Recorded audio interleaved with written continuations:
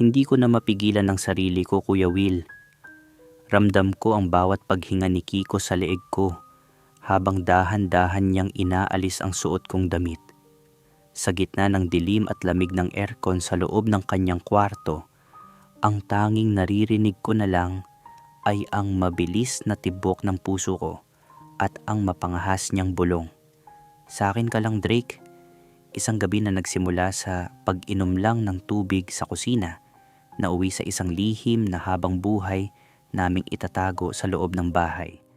Welcome sa M2M Desires, kung saan binibigyang boses natin ang mga kwento ng pag-ibig, pagnanasa, at mga lihim na hindi madaling ikwento. Mga kwentong minsan ay masakit, minsan ay nagdudulot ng pag-asa, at laging totoo.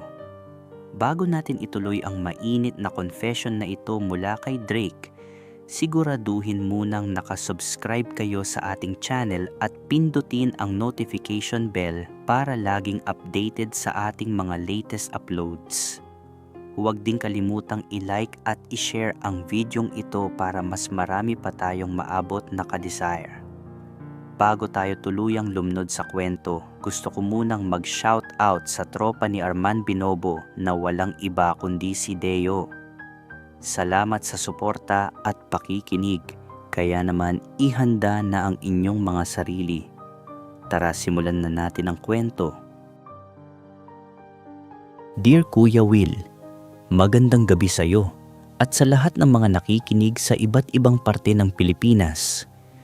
Tawagin mo na lang akong Drake. I am 21 years old at kasalukuyan akong nag-aaral sa isang university dito sa Maynila. Ang kwento ko, Kuya Will, ay tungkol sa isang lihim na nagsimula sa loob ng isang malaking bahay sa Quezon City na pagmamay-ari ng tita ko. Noong nakaraang taon, dahil sa hirap ng buhay namin sa probinsya, inimbitahan niya akong tumira muna sa kanila habang tinatapos ko ang huling taon ko sa college. Sabi niya, para may makatulong daw sa mga gawain sa bahay, lalo na at puro lalaki ang mga anak niya. Hindi na ako nagdalawang isip na pumayag. Bukod sa libre ang tirahan at pagkain, alam ko rin kung sino ang naghihintay sa akin doon. Ang 3 niyang anak na lalaki na masasabi kong talagang mga hunk. Una si Nico, 27 years old, ang panganay. Tahimik siya at seryoso, pero ramdam mo agad ang presence niya. Pangalawa si Kiko, 24 years old. Siya naman yung athletic, madalas walang suot na pang-itaas at halatang alaga ang katawan. At ang bunso na si Justin, 19 years old, na kahit mas bata ay hindi rin pahuhuli sa itsura. Bilang isang bakla na lumaki sa tahimik na probinsya, parang ibang mundo para sa akin ang bahay na iyon. Para siyang paraiso na puno ng mga lalaking dati hanggang tingin lang ako. Alam ng mga pinsan ko kung sino talaga ako. Kaya noong una, inisip ko na baka mailang sila or umiwas. Pero kabaliktaran ang nangyari. Mas naging komportable pa sila sa akin at minsan nga parang sobrang lapit pa nila kung makisalamuha. Pero sa kanilang 3, Kuya Will, may isang hindi ko maiwasang tutukan ng pansin, si Kiko. Moreno siya, matangkad, at may katawan na halatang pinaghirapan. Tuwing umaga, habang naglilinis ako ng sala, madalas ko siyang nakikita na kagagaling lang sa workout. Pawisan, hawak ang dumbbells at walang suot na pang-itaas. Sa totoo lang, Kuya Will, doon ako natutulala. Hindi ko maipaliwanag pero bawat galaw niya parang may epekto sa akin. Minsan, nahuhuli ko ang sarili ko na napapatigil sa ginagawa ko, nakatitig lang sa kanya. Hindi ko rin alam kung napapansin niya iyon, pero may mga pagkakataon na nahuhuli ko siyang nakangiti habang pinupunasan niya ang pawis sa leeg niya. Parang may alam siya na hindi niya sinasabi. Doon nagsimula ang mga naiisip ko gabi-gabi. Isang gabi, habang nakahiga ako sa kwarto ko, hindi ko mapigilang isipin kung ano kaya ang pakiramdam na mayakap ng mga braso niya. Doon nagsimula ang lahat, Kuya Will. Isang gabi, bandang 11 na, hindi ako makatulog dahil sa sobrang init ng panahon. Kaya napilitan akong bumaba sa kusina para uminom ng malamig na tubig. Patay na ang lahat ng ilaw sa bahay, kaya ang tanging liwanag lang ay galing sa loob ng refrigerator nang buksan ko ito. Habang umiinom ako, tahimik ang paligid. Rinig ko lang ang sarili kong paghinga at ang tunog ng pag-inom ko ng tubig. Pero bigla akong napahinto nang may marinig akong mabibigat na yabag mula sa hagdan. Kinabahan ako, Kuya Will. Paglingon ko, halos mabilaukan ako nang makita ko kung sino yon. Si Kiko. Naka-boxer shorts lang siya at halatang bagong gising dahil magulo pa ang buhok niya. Diretso siyang bumaba at tumingin sa akin. "Drake, hindi ka pa tulog?" Tanong niya sa mababa niyang boses. Hindi ko maipaliwanag, pero iba ang hatid ng boses niya sa gabi. Parang mas malalim, mas nakakaapekto. Sa sobrang kaba ko, muntik ko nang mabitawan ang baso na hawak ko. Hindi ko rin maiwasang mapatingin sa katawan niya. Kita agad ang hubog ng tiyan niya kahit mahina ang ilaw. Parang mas lalo pang na-highlight dahil sa anino at liwanag mula sa kusina. Ngumiti siya sa akin. Hindi lang basta ngiti, Kuya Will. Parang may ibig sabihin. "Mainit ba sa kwarto mo? Sira ba aircon mo?" Tanong niya. Hindi pa ako nakakasagot nang magpatuloy siya. "Kung gusto mo, doon ka muna sa kwarto ko. Malamig doon. Malaki rin ang kama." Habang sinasabi niya iyon, dahan-dahan siyang lumalapit sa akin.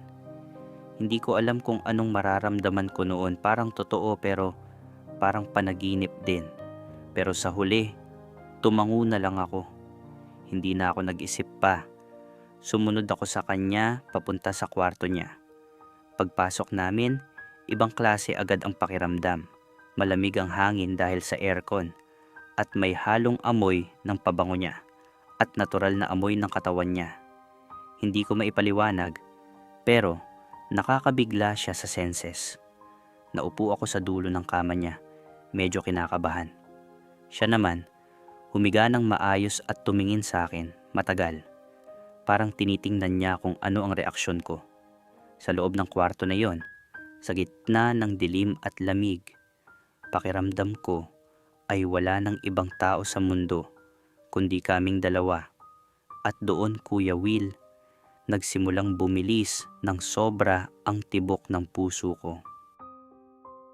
Sa loob ng kwarto ni Kiko, Kuya Will, parang huminto ang mundo. Ang tanging maririnig mo lang ay ang tuloy-tuloy na ugong ng aircon. Magkatabi kaming dalawa sa kama, pero ramdam na ramdam ko ang bigat ng tensyon sa pagitan namin. Hindi ko maipaliwanag, pero iyon yung klaseng pakiramdam na matagal ko nang naiisip at gustong maranasan. Bigla siyang nagsalita. "Drake, alam mo ba, nung bata pa tayo, tuwing nagbabakasyon ka dito, crush na kita." Parang tumigil ang tibok ng puso ko sa narinig ko. Hindi ako agad nakasagot. Para akong nawalan ng boses. Hindi ko alam kung matutuwa ako o matatakot. Dahan-dahan niyang hinawakan ang kamay ko. Mainit ang palad niya. Hinila niya ako palapit sa kanya, papunta sa gitna ng kama. "Dito ka lang sa tabi ko. Huwag kang mahihiya sa akin," bulong niya. Kuya Will, sa totoo lang, doon na nagsimulang manginig ang buong katawan ko.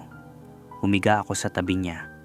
Ramdam ko agad ang init ng balat niya na dumidikit sa braso ko. Hindi ako umiwas. Sa halip, mas lalo pa akong lumapit. Parang may hinahanap akong sagot kung tama ba ang ginagawa ko. Pero habang tumatagal, mas nangingibabaw yung nararamdaman ko kaysa sa iniisip ko. Halo-halong kaba at excitement. Habang nasa ilalim kami ng kumot, naramdaman ko ang marahan niyang paggalaw. Doon ko napansin na may matigas na bagay na sumasagi sa hita ko. Hindi siya umiwas. Hindi rin siya tumalikod. Sa halip, mas lalo pa siyang humarap sa akin. Ramdam ko ang mainit niyang hininga sa leeg ko. Bawat paghinga niya, parang may epekto sa buong katawan ko. "Kiko, baka mali ito. Magpinsan tayo," sabi ko. Pero Kuya Will, aaminin ko, mahina ang boses ko noon. Parang hindi rin ako sigurado sa sarili kong sinasabi. Sa loob-loob ko, ayoko siyang tumigil. Hinawakan niya ang pisngi ko at marahan niyang inangat ang mukha ko para magtama ang mga mata namin. Sa mga tingin niya, malinaw ang gusto niyang mangyari. At sa mga sandaling iyon, Kuya Will, nahirapan na akong tumanggi. Kuya Will, hindi na nakatiis si Kiko. Parang napuno na siya sa tensyon sa pagitan namin. Sa isang iglap, marahan, pero mabilis siyang gumalaw at napunta sa ibabaw ko. Nakatingin lang siya sa akin at ako rin, hindi ko maialis ang tingin ko sa kanya. Sa mga mata niya, malinaw ang gusto niyang mangyari. Hindi na siya nagsalita. Bigla niya akong hinalikan. Sa una, marahan lang. Parang sinusubukan kung okay lang sa akin. Pero habang tumatagal, lalong lumalim ang halik niya. Naging mas intense, mas direkta, at ramdam ko na hindi na niya kayang pigilan pa. Kuya Will, hindi ko rin napigilan ang sarili ko. Sumabay ako. Tinugunan ko ang halik niya nang walang pag-aalinlangan. Pakiramdam ko noon, ang bilis ng tibok ng puso ko. Parang lalabas na sa dibdib ko. Habang nagpapatuloy ang halikan namin, naramdaman ko ang mga kamay niya. Dahan-dahan itong gumagalaw, humahaplos sa likod ko, sa balikat ko, at sa ilalim ng suot ko. Hindi siya nagmamadali pero sigurado ang bawat galaw niya. Bawat hawak niya, may epekto sa akin. Hindi ko maipaliwanag, pero parang nawawala ako sa sarili ko sa mga oras na yon. Habang magkalapit ang mga katawan namin, ramdam ko ang init niya. Mas lalo akong nadadala. Sa gitna ng dilim ng kwarto, napansin ko ang kilos niya. Dahan-dahan niyang inalis ang suot niyang boxer shorts.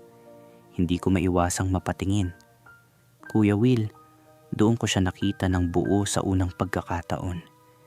Hindi ko na ilalarawan pa ng detalyado, pero sapat na sabihin ko na totoo lahat ng naiisip ko tungkol sa kanya. At sa sandaling iyon, wala na akong ibang naisip. Nawala na yung takot, yung pagdududa, at kung ano paman. Ang tanging mahalaga na lang sa akin ay yung taong nasa harap ko. At yung nararamdaman naming dalawa sa gabing iyon. Dito na Kuya Will, pumasok ang pinaka-intimate na parte ng gabing iyon. Pagkatapos ng mga nangyari, dahan-dahan niyang ibinaba ang suot kong short at underwear. Wala siyang sinabi, pero ramdam ko na parang sigurado siya sa ginagawa niya. At sa totoo lang, hindi rin ako tumutol. Humarap ako sa kanya. Hindi ko alam kung saan nanggaling ang lakas ng loob ko. Pero sinunod ko na lang ang nararamdaman ko sa mga oras na yon. Dahan-dahan akong lumapit sa kanya sa ibabaw ng kama. Hindi ko maiwasang mapatingin sa kanya. Parang hindi ako makapaniwala na nangyayari iyon sa akin. Sinubukan kong sumabay sa gusto niyang mangyari. Sa una, kinakabahan pa ako. Pero habang tumatagal, unti-unti akong naging komportable. Mas lalo kong naririnig ang reaksyon niya, yung mahihinang ungol niya at yung paraan ng paghawak niya sa akin, parang nagbibigay ng signal na tama ang ginagawa ko. "Ang sarap mo, Drake. Huwag kang hihinto," bulong niya sa akin. Kuya Will, doon ko mas naramdaman na gusto niya rin talaga ang nangyayari sa amin. Hindi ko maipaliwanag, pero parang nawawala ako sa sarili ko. Parang wala nang ibang mahalaga, kundi ang mapasaya siya sa mga sandaling iyon. Pagkalipas ng ilang sandali, hinawakan niya ako at marahan akong pinahiga ulit sa kama. Doon naman siya ang gumalaw. Unti-unti niyang hinaplos ang katawan ko, mula sa leeg pababa. Bawat galaw niya may epekto sa akin. Parang alam na alam niya kung saan ako pinaka-sensitive. Napapapikit na lang ako at napapahawak sa kama sa sobrang tindi ng nararamdaman ko. Hindi ko na rin namalayan kung gaano na kami kalapit sa isa't isa. Naghalo na ang init ng katawan namin, pati ang pawis, at lalong nagpalakas ng nararamdaman namin. Sa mga sandaling iyon, Kuya Will, pakiramdam ko wala na akong kontrol sa sarili ko at hinayaan ko na lang mangyari ang lahat. Ready ka na ba, Drake? Gusto ko nang maramdaman ka sa loob, bulong niya habang hinahaplos ang mukha ko. Kuya Will, hindi na ako nakapagsalita noon. Tumango na lang ako. Sobrang bilis ng paghinga ko at ramdam ko na wala na talaga akong kontrol sa sarili ko. Dahan-dahan siyang gumalaw. Sa una, may konting kirot akong naramdaman. Hindi ko maikakaila iyon. Pero habang tumatagal, unti-unti itong napalitan ng ibang pakiramdam. Isang pakiramdam na hindi ko pa naranasan dati. Hindi ko alam kung paano ipapaliwanag pero parang may dumadaloy na init sa buong katawan ko. Mas lalo akong napapaurong sa bawat galaw niya. Kuya Will, ramdam ko ang bigat at init ng katawan niya habang magkalapit kami. Pawisan na kami pareho, pero parang wala na kaming pakialam. Ang tanging naririnig ko na lang ay ang paghinga naming dalawa. Mabigat, mabilis, magulo. Sa akin ka lang, Drake. Bulong niya. Hindi na ako nakasagot. Sa mga sandaling iyon, wala na akong iniisip. Hindi ko na rin inisip kung tama pa ba o mali ang ginagawa namin. Ang alam ko lang, nararamdaman ko siya. At ramdam ko rin kung gaano niya ako gusto sa mga oras na iyon. Bawat galaw niya, may epekto sa akin. Bawat reaksyon ko, lalo siyang nagiging intense. Para kaming sabay na nadadala sa kung anong meron sa amin. Hindi ko na napigilan ang sarili ko. Sumabay na lang ako sa galaw niya. Kuya Will, sa gabing iyon, pakiramdam ko tuluyan na akong nalunod sa nararamdaman ko at hinayaan ko na lang mangyari ang lahat. Habang papalapit na kami sa climax ng gabing iyon, Kuya Will, mas lalo pang naging intense na si Kiko. Mas naging direkta ang galaw niya. Mas ramdam ko ang gigil at yung hindi niya na mapigilang nararamdaman. Hinawakan niya ang mga hita ko at inayos ang posisyon ko para mas maging banayad at malapit kami sa isa't isa. Hindi ko na napigilan ang sarili ko. Halos mapalakas ang boses ko sa nararamdaman ko, pero pilit kong pinipigilan. Itinatago ko ang mukha ko sa unan para walang makarinig sa amin. Ramdam ko ang higpit ng hawak niya sa baywang ko. Sa bawat galaw niya, parang ayaw na niyang tumigil. Malapit na ako, Drake. Sabay tayo, bulong niya. Kuya Will, doon ko na naramdaman na pareho na kaming papunta sa dulo. At sa mga sandaling iyon, sabay kaming bumitaw. Hindi ko na maipaliwanag ng buo ang naramdaman ko. Basta ang alam ko, para akong napagod at napuno sa parehong oras. Pagkatapos noon, humiga kaming dalawa sa kama. Pareho kaming hingal na hingal, basa ng pawis at tahimik. Magkatabi lang kami, walang nagsasalita. Pero ramdam ko ang tibok ng puso naming dalawa. Parang iyon na lang ang nag-uusap para sa amin. Maya-maya, naramdaman ko ang braso niya na yumakap sa akin. Hindi ito ang huling beses, Drake.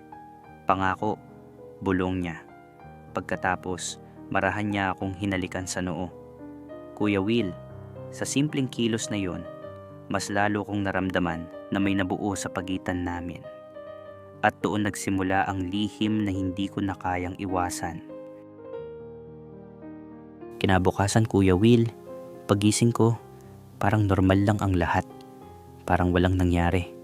Magkasama kaming nag-almusal sa hapagkainan, kasama si Tita, si Nico, at si Justin. Tahimik lang ang umaga, parang ordinaryong araw lang sa bahay. Kung may makakakita sa amin, iisipin nila na wala namang kakaiba. Pero sa totoo lang, Kuya Will, parang may tinatago kaming dalawa ni Kiko. Habang kumakain kami, may mga sandaling nagkakatinginan kami. Saglit lang, pero sapat na para maalala ko ang nangyari sa amin kagabi. At may isang bagay pa na hindi ko inaasahan. Sa ilalim ng mesa, naramdaman ko ang paa ni Kiko na marahang dumidikit sa binti ko. Parang paalala, parang sinasabi niya na totoo ang lahat ng nangyari. Napatingin ako sa kanya at ngumiti siya ng bahagya. Hindi ko na napigilan ang sarili ko. Napangiti rin ako.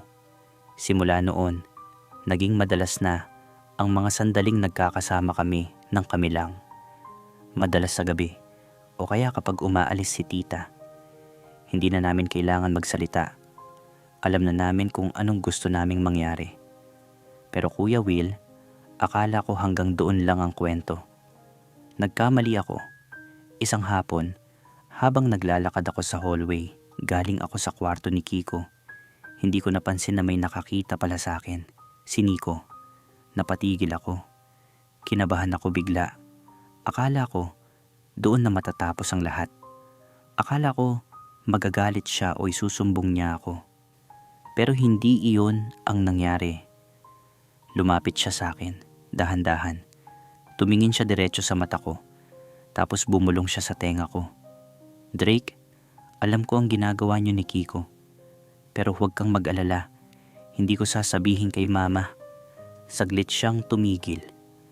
Basta sa susunod sa kwarto ko naman ikaw dadaan. Kuya Will, doon ako tuluyang natahimik. Hindi ko alam kung matatakot ako o maiintriga. Doon ko na-realize na hindi lang pala si Kiko ang may lihim sa bahay na iyon. At mukhang mas magiging komplikado pa ang pananatili ko doon sa Quezon City. Kung akala ko ay natapos na ang kwento ko, mukhang doon pa lang talaga nagsisimula. Abangan mo na lang Kuya Will ang susunod kong liham. Dahil pakiramdam ko, mas magulo at mas mainit pa ang susunod na mangyayari. Hanggang dito na muna ang confession ko. Maraming salamat Kuya Will. At dyan nagtatapos ang liham ni Drake. Grabe, nakaka-tense at talagang punong-puno ng tensyon ang bawat eksena sa loob ng bahay nyo. Drake, maraming salamat sa pagbabahagi mo ng iyong karanasan. Sa totoo lang, habang binabasa ko ang sulat mo, naramdaman ko yung kaba at init ng bawat sandali. Pero bilang iyong Kuya Will, ito ang masasabi ko. Mapangahas ang hakbang na ginawa niyo ni Kiko. Masarap ang bawal, ika nga nila. Lalo na at may thrill ang pagtatago. Pero ingat din tayo, Drake. Ang relasyong nabubuo sa lihim, lalo na sa loob ng pamilya, ay parang apoy. Masarap tingnan at mainit sa pakiramdam. Pero kapag hindi na agapan, baka ang buong bahay ang matupok. Ang moral lesson natin para sa gabing ito, ang bawat aksyon ay may kapalit na responsibilidad. Hindi masamang magmahal o sumunod sa pagnanasa, pero dapat handa ka sa magiging gulo kapag ang mga lihim ay nabunyag na. At sa pagpasok ni Nico sa eksena, mukhang mas lalong susubukin ang tatag mo. Maging mapanuri ka, Drake, kung sino ba talaga ang mapagkakatiwalaan mo sa bahay na iyon.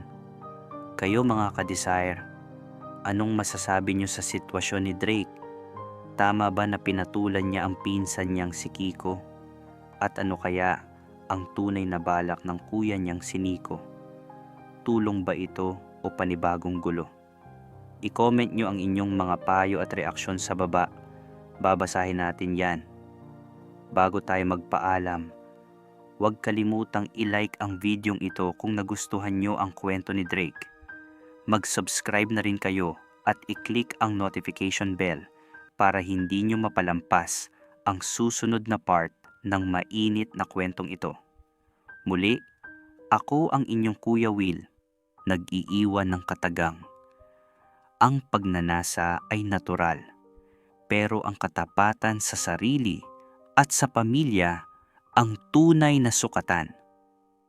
Hanggang sa muli, dito lang sa M2M Desires. Good night.